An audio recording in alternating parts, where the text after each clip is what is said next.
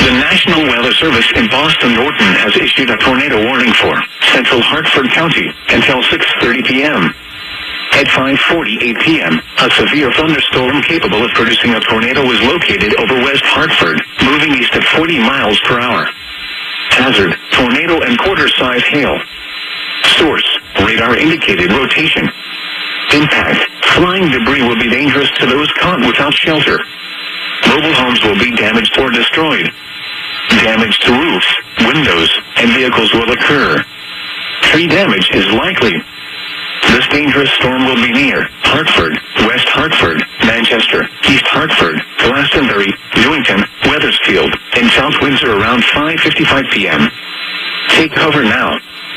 Move to a basement or an interior room on the lowest floor of a sturdy building. Avoid windows.